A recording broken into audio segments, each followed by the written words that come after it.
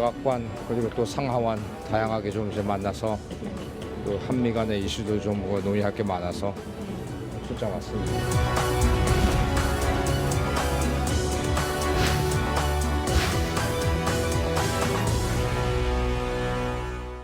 예, 국회가 오늘부터 6조 7천억 원 규모의 추경안 심사에 돌입했습니다. 여당은 추경안 원안 통과를 주장하고 있지만 야당은 총선용 예산은 대폭 삭감하겠다고 맞서고 있어서 심사 과정에서 진통이 예상됩니다. 바른미래당 주대한 혁신위원회 잠깐 지금 나오고 있는데요. 국가안전보장회의 사무처장입니다.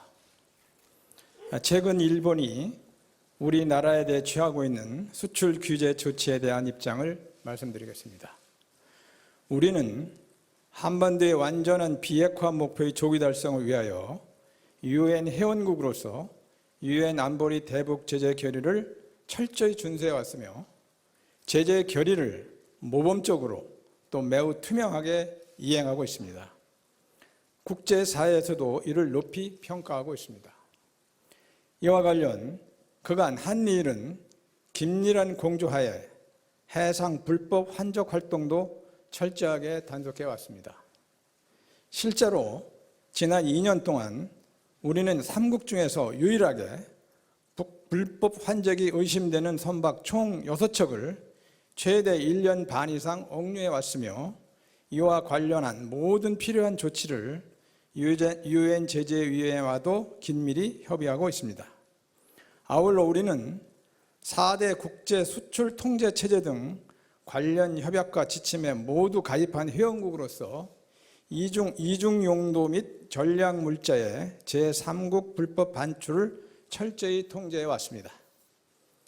일부 민간 기업이 이러한 정부의 통제를 조금이나마 위반하였을 경우 이를 적발하여 필요한 법적, 행정적 조치를 취함은 물론 이를 공개하여 재발에 방지하고 있습니다. 지난 4년간 150여 건을 적발하여 대외 공개한 것은 우리 정부가 수출 통제 규범을 철저하고 투명하게 이해하고 있음을 증명해 주는 것입니다. 4대 국제 수출 통제 체제 하에서 대부분의 가입국들은 우리와 유사하게 자국의 전략목자 밀반출 적발 사례를 대외 공개하고 있습니다. 일본도 그러한 조치를 통하여 수출 통제 제도를 투명하게 운영하고 있는지 자문해 보기 바랍니다. 이러한 사실에도 불구하고 최근 일본 고위 인사들이 명확한 근거를 제시하지 않고 우리 정부의 수출 관리 위반과 제재 불이행을 시사하는 무책임한 발언을 하고 있는 것에 대해 매우 유감을 표명합니다. 특히 그간 4대 국제 수출 통제 회의 등 각종 협의 계기에 우리의 수출 통제 및 제재 이행 노력에 관한 정보를 일본과 충분히 공유해 왔습니다. 일본 정부는 우리 정부의 규범 불이행 및 부적절한 행위 등에 대해 명백한 증거를 제시해야 할 것입니다. 우리 정부는 상호 불필요한 논쟁을 중단하고 일본 정부의 주장이 사실인지 여부를 명백히 밝히기 위하여 유엔 안보리 전문가 패널 또는 적절한 국제기구에 한일 양국의 4대 수출 통제 체제 위반 사례에 대한 공정한 조사를 의뢰할 것을 제의합니다. 조사 결과 우리 정부의 잘못이 발견된다면 우리 정부는 이에 대해 사과하고 시정 조치를 즉각 취하겠습니다. 그러나 우리 정부의 잘못이 없다는 결론이 나오면 일본 정부는 우리 정부에 대한 사과는 물론 보복적 성격의 수출 규제 조치도 즉각 철회해야 할 것입니다. 또한 일본의 위반 사례에 대한 철저한 조사도 함께 실시되어야 할 것입니다. 예, 이상입니다. 네, 영상 취재 여기까지 마치겠습니다. 네, 지금까지 NSC 사무처장인 김육은 국가안보실 1차장의 브리핑을 들어봤습니다. 생각보다 상당히 강경한 어조로 브리핑을 한 모습이었는데요.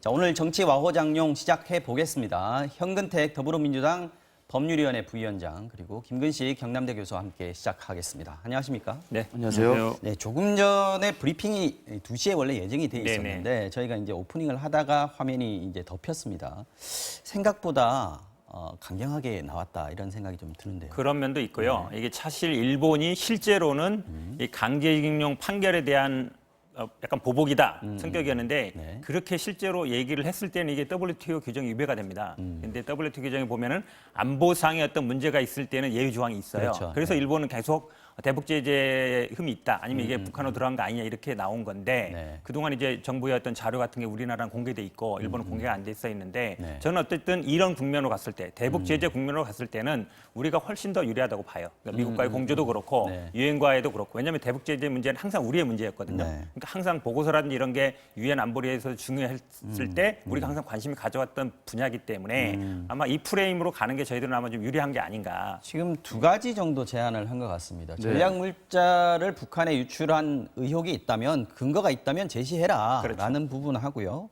그리고 정 문제가 된다면 한일 공동으로 조사를 해보자. 그리고 공동 조사한 결과 만약에 우리에게 문제가 있다고 밝혀지면 우리가 사과하고 즉각 시정 조치하겠다. 대신에 일본이 잘못 알고 있었는데 허위로 발표를 했다라는 게 확인이 되면 사과는 물론이고 지금 행해지고 있는 수출 규제 네. 보복 조치 이거 즉각 철회해라. 그렇죠. 이 얘기입니다. 그러니까 오늘 발표한 걸 보면 맥락은 일본에서 강한 입장을 밝히는 거지만 그 배경에는 자신감이라고 보입니다. 그러네요. 그러니까 조사해보자. 조사해봐서 문제가 있다면 내가 잘못했다고 하지만 문제 없으면 그러면 이걸 걸어서 우리 수출 규제 한 거에 대해서는 이게 잘못된 거기 때문에 처리해라라는 거거든요. 그러니까 저는 오히려 지금 청와대 입장이라는 게 일본이 악수를 둔 것을 정확히 간파하고 이 악수 둔 것에 대해서 정면으로 돌파하면서 오히려 일본 스스로가 논리적으로 무장해제될 수밖에 없는 그런 상황으로 만들 것 같아요. 그러니까 왜냐하면 지금 아까 말씀하신 것처럼 반도체 부품 관련된 3가지 수출 규제한 것은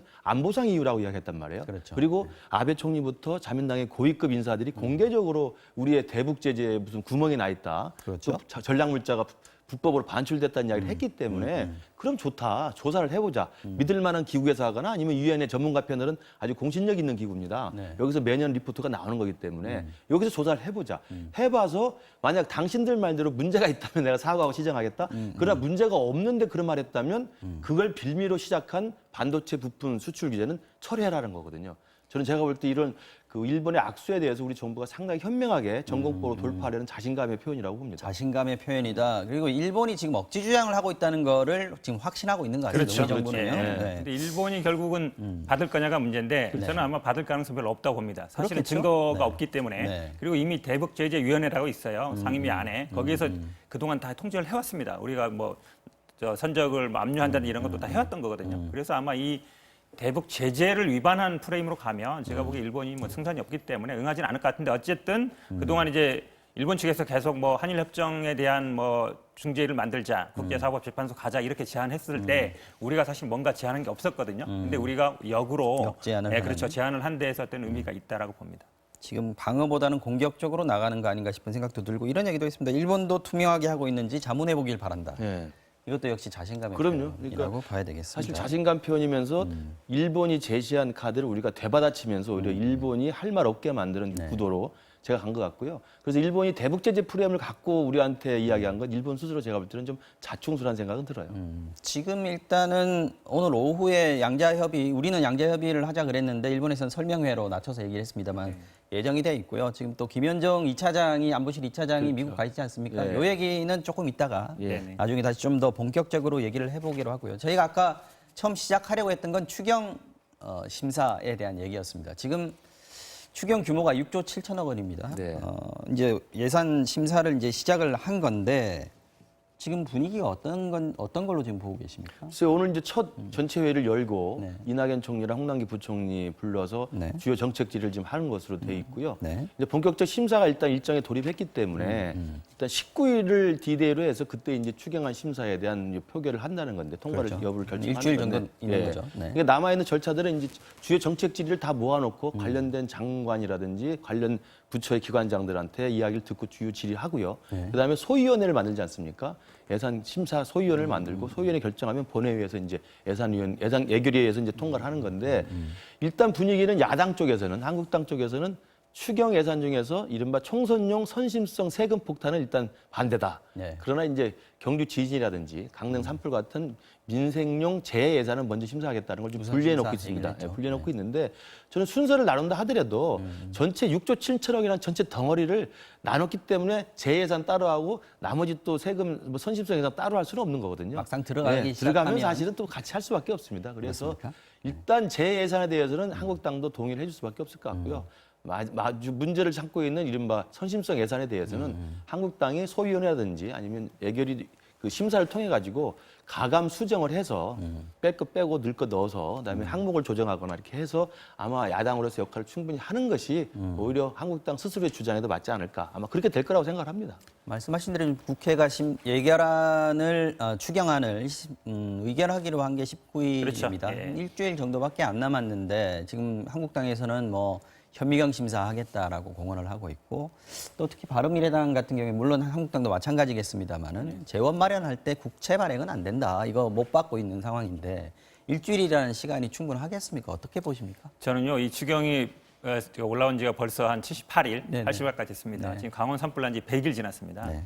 어찌 보면 이제 그동안 우리가 두세 달 동안 계속 같은 얘기를 해왔는데 저는 아마 김재현 위원장이 이번에 새로 됐거든요. 그렇죠. 근데 이분의 입장이 가장 중요하다고 봐요. 근데 이분이 과연 막 세게 나갈 수 있는가? 저는 그럴 처지는 아니라고 봅니다. 어떤 왜냐하면 처지입니까? 황영철 위원장이 있었는데 교체되는 과정에 약간 잡음이 있었고 네. 사실 어찌 보면 이분이 당의 입장을 아주 강력하게 뭐 본인의 권한을 휘두르기보다는 이번은 아마 그냥 좀 조용히 스무스하게 넘어가지 않겠냐라고 보고요. 오히려 핵심은 지금 뭐 재추경이냐 민생 추경이냐가 아니라 지금 1,200억에서 3,000억 정도로 이제 증액할 걸로 예상되는데 3,000억 정도 되는 이 대일 무역 보복에 대한 소재 산업 부품 산업 여기에 지원을 할 거냐 말 거냐 이거를 야당에서 인정할 거냐 말 거냐 저는 오히려 이게 쟁점으로 좀 옮겨간 거 아닌가 싶습니다. 지금의 관건은 그것이다. 네. 예, 지금, 그 야당도 저는 뭐 성실하게 심사에 임해서 그 국민의 세금이 헛간에서 다른 데로 새지 않도록 감시하고 심사하는 걸 할 거라고 보고 해야 된다고 보고 그러나 여당 쪽에서 좀 부탁을 드리고 싶은 것은 오늘 야당에서도 제의를 했습니다만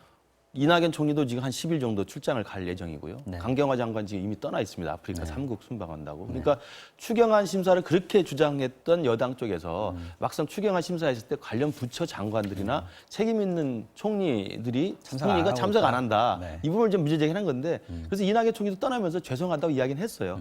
왜냐하면 예전에 잡아놓은 일정인 것도 이해가 됩니다. 네. 그리고 워낙 국회 일정 우리가 일정이죠. 국회 네. 일정을 예측하기가 불허했기 때문에 말이 되는 건데 또 한편으로는 추경 예산을 하지 않는 한국당이 장애투쟁하는 게 모든 경제에 이게 문제점이다. 그러니까 추경안이 마치 도깨비 방망이처럼 여당 쪽에 주장을 했었어요. 요것만 통과시키면 경제가 살아난다는 것처럼 마치 인식을 시켰는데 네. 그런 건 아니니까 여당도 그런 자세는 좀 버리고 야당도 그렇지만 국내 세금이 어디로 쓰이는가에 대해서는 불효불급한 데서 확실하게 지적을 하고 추경안 심사에 성실하게 임해서 말씀대로 현미경 들여다보듯이 정확히 하는 것이 저는 맞다고 생각합니다. 그 일본 수출 규제 관련한 예산 말씀인데요. 지금 이낙연 총리가 1,200억 증액 좀 추가했으면 좋겠다라고 얘기를 했는데 민주당에서는 지금 3,000억 네네. 얘기를 하고 있거든요.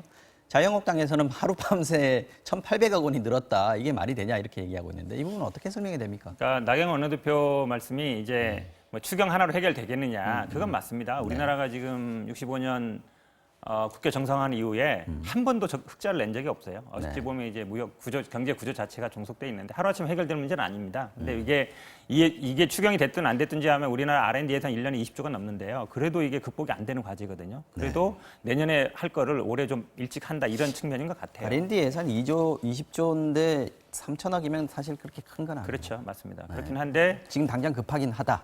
그렇죠. 왜냐하면 이게 아마 어떤 뭐 지금 러시아 제한도 있습니다만 아마 국내에서 할 수 있는 거는 찾을 수밖에 없거든요. 아마 뭐 삼성이나 SK에서도 할 거라고 봅니다만 또 정부에서 중소기업 같은 경우에는 또 이게 그런 게 있거든요. 개발은 연구는 해놨는데 이게 시제품은 안 됐거나 아니면 이게 시제품은 됐는데 이게 본격적으로 뭐 순도가 떨어진다든지 그러니까 약간만 좀 더 해주면 할 수 있는 부분들이 분명히 있을 거예요. 그동안 저도 자문하는 회사가 이 반도체 그 가스 회사에 있는데 보면 항상 뭔가 투자를 원합니다. 어디서 투자를 받거나 아니면 외국에서 투자를 받지 않으면 기술은 있는데 이 생산이 안 되는 분들이 있어요. 예, 그런 분들한테는 조금만 지원해줘도 당장 이게 제품화될 수 있는 부분이 있거든요. 네. 그런 부분들을 좀 가려운 곳을 긁어준다 이렇게 보면 될 것 같습니다. 생근택 부위원장께서 변호사시라서 네. 기업 자문을 하셨군요. 그런 데들이 제가 이제 용인 쪽에 있다 보니까 거기 네. 이제 화성 뭐 그렇군요. 이쪽에 네. 반도체 관련 회사들이 많이 있습니다. 오늘도 이해찬 대표 주재로 해서 현장 최고위원회를 화성에 있는 반도체 반도체 공장에서 공장에서 했죠? 했습니다. 네, 그리고 맞습니다. 현장 기업에 있는 중소기업 그 관계자들, 애로사항도 들었고 그런 내용이 분명히 있어요. 예산 지원하는 게 필요하다. 근데 종합적으로 이제 이게 사실 뭐 땜질 처방이거나 요거 하면 당장 된다는 게 아니고 네. 지금부터라도 장기적으로 일본과의 이른바 이제 이 기술공업, 기술력에 대해서 일본에서 계속 우리가 좀 적자 구조를 갖고 있기 때문에 특히 원천 기술이라는 거 있지 않습니까? 이런 부분에 대해서는 이번 대일 관계의 악화를 계기로 해서 우리 정부가 좀 장기적이고 전략적인 준비를 해나갈 필요는 있다고 봐요. 이번 위기를 헤쳐나가기 위해서 또 국회가 또 도와줄 수 있는 부분이 있으면 좀 도와주는 것이 적극적으로 도와주는 것도 좀 필요하다 이런 생각도 들고요. 자, 윤석열 검찰총장 얘기 좀 해보겠습니다. 김문식 교수님 어떻게 보셨습니까? 어떻게 될 거라고 보십니까? 또? 일단 뭐 임명은 강행할 것으로 보이고요. 네, 뭐 청문보고 채택이 안 돼서 재송부 요청했기 때문에 그런 수순으로 가는 건데 저 개인적으로나 뭐 지금 야당의 지금 바른미래당과 한국당 입장에서는 청문보고서 채택이 불가하다. 그러니까 검찰총장 후보자로서는 적격이 아니다라고 지금 보고 있는 것 같고 네. 저도 개인적으로 그렇게 생각합니다. 근데 제가 생각하는 건 법리적으로 무슨 변호사법 위반이나 무슨 인사청문회법 위반에서 유증죄라는 이야기를 말씀드리는 게 아니고 검찰총장으로서 해야 될 거짓말이라고 하는 부분은 굉장히 좀 치명적이라고 봐요. 기자에게 거짓말했다 그렇습니다. 손 치더라도 그럼요. 그러니까 어떤 문제가 있다. 후보자의 말이 맞다 하더라도 물론 그 말 자체의 신빙성도 좀 떨어지는 면도 있습니다만 후보자의 말이 맞다 하더라도 일단 2012년 주간동화 기자에게 인터뷰한 내용부터 지금까지 7년 동안 거짓말을 계속 해온 거 아닙니까? 그것도 기자한테 했고 언론한테 했고 당일날 이번 인사청문회 날은 하루 종일 했지 않습니까? 6번의 대답 속에서 아니다라고 단호하게 부인 발언했는데 자정께 그게 뒤집혔단 말입니다. 그러니까 거짓말을 7년 동안 언론에 국민의 국회의원 앞에 인사청문회 앞에서 한 거란 말입니다. 그리고 제가 문제 제기하는 것은 그 거짓말한 이유가 사후적으로 지금 해명하는 게 후배 검사를 보호하기 위해서라는 거거든요. 그러면 국가 이익을 위한 것도 아니고 무슨 독립운동을 위한 것도 아니고 무슨 정의를 위한 것도 아니고 후배 검사를 보호하기 위해서 했다는 것은 제가 볼 때 납득이 되지 않아요. 그런 면에서 저는 개인적으로는 후보자로서의 그러니까 검찰총장으로서는 가장 공명정대해야 되고 진실을 추상같이 밝혀야 되는 사법권의 최고 수장 아니겠습니까? 그런 면에서 부적격이라고 봅니다. 민주당이나 윤석열 후보자 같은 경우에는 그런 거짓말이 있었다고 하더라도 본질을 좀 더 봐야 된다 이런 얘기를 하고 있는 것 같습니다. 그러니까 7년 동안 거짓말을 했다 그랬는데 7년 동안 한 건 아니고요. 예, 그다음에 지금 청문회장에서 거짓말하고 기자한테도 거짓말했다. 그것도 성립 안 하죠. 네, 청문회장에서 얘기한 건 청문회장에서는 팩트고 팩트라고 지금 예, 주장하고 있고요. 그렇죠. 네. 기자에게 얘기했던 게 결국 그러면 이제 뭐 사실이 아닌 게 아니냐 그러는데 사실은 물론 그 당시에 좀 상황을 볼 필요가 있어요. 윤대진 전 검찰국장이 그 당시에 수사 당사자였습니다. 이철기를 구속시킨 바로 그분이었거든요. 네. 그분이 형이 어찌 보면 경찰에서 수사를 한 상황이었고, 그러니까 윤대진 국장이 당시에 나서기 어려운 상황이었던 건 맞아요. 왜냐하면 네. 본인이 구속을 시켰는데 경찰이 자기 형을 수사하는 상황이었기 때문에 그런 측면이 있다고 보고 제가 보기에는 뭐 그동안 저는 아마 한국당에서도 이번에 청문회를 거의 윤대진 청문회로 갖고 갔던 것 같아요. 그러니까 윤석열 총장이 되면 여당에도 꼭 좋을 건 아니다라고 보고 아마 윤대진 국장이 중앙지검장 되는 거를 오히려 방어하는 게 목적이 아니었냐라고 오히려 법조계에서 많이 보고 있었어요. 한국당 쪽 사람들도 뭐 그렇게 인식을 하는 사람들이 있었고 그렇게 본다 그러면 아마 검찰총장은 뭐 될 것 같은데 이제 윤대진 중앙지검장은 되겠느냐 좀 지금 상황으로 보면 좀 어려워진 상황이 아니냐 그렇다 본다 그러면 한국당에서도 실패한 건 아니지 않은가라고 봅니다. 지금 7년 동안 뭐 거짓말 안 했다고 지금 저 부위원장이 말씀하시는데 거짓말이 유지돼 온 건 사실이다. 그럼요. 그러니까 2012년에 주간동화 인터뷰에 기사가 돼 있었고요. 그 기사를 가지고 오전 청문회에서 이미 주광덕 의원이 물어봐요. 이렇게 인터뷰 기사가 2012년에 났는데 그때도 부인을 했거든요. 그러니까 7년 동안이라는 건 7년 동안 바로잡을 수 있는 기회가 있었음에도 불구하고 안 했다는 거. 그리고 2012년 당시에 그 당시 주간동화 인터뷰 기사뿐만 아니라 그 논란이 굉장히 쟁점이 뜨거웠었어요. 다 인지하고 있었던 일이거든요. 알겠습니다. 바꿀 수 있었던 건데 안 바꿨다는 것이고. 7년 동안 그러면 7년 동안 내내 계속 그렇죠. 그렇죠. 왜냐하면 아니, 7년 만에 이슈가 자기가 된 건 거짓말한 것을 거짓말이라고 밝히지 않았으면 내내 거짓말 유지가 기자한테 되는 얘기한 거 거죠. 어떻게 다 기억합니까? 방송에서 얘기한 당연히 거다 기억하죠. 그리고 못하잖아요. 2019년에 와서 인사청문회 하루 종일 내내도 거짓말한 건 맞죠. 왜냐하면 6번 동안 그 2012년 기자 인터뷰를 근거로 해서 소개시켜준 게 맞느냐 했는데 아니라고 그랬지 않습니까? 이게 어쨌든 이제 알겠습니다. 녹취 파일에 드러나니까 입장을 말씀드렸잖아요. 그래도 청문회에서 결국 얘기한 게 두 분 거짓말이냐? 다 동의하시는 거는 그래도 될 것이다. 그래도 될 것이다죠. 네. 근데 지금 자유한국당 지도부 분위기가 좀 달라졌습니까? 어제도 그렇고 오늘도 그렇고 공식 회의석상에서는 이 청문회 얘기를 지금 안 꺼내고 있는 것 같은데 혹시 그런 감지가 좀 됩니까? 청문회 끝나고 나서 분위기가 더 중요했는데요. 네. 다들 악수 이렇게 하고 아. 고생했다고 다 이랬답니다. 네. 이게 뭐냐면 어찌 보면 이게 패스트트랙에 출석을 안 하고 있는데요. 증거가 너무 많아요. 영상이 다 그렇죠. 찍혀 있는 우리 뭐 방송 카메라 다 찍혔기 때문에 출석을 하거나 안 하거나 네. 어차피 기소는 가능합니다. 근데 이게 기소를 할 거냐 말 거냐의 관건은 검찰이 갖고 있어요. 그래서 기소가 되면 또 법원은 어느 정도 판결 재판을 안 할 수가 없거든요.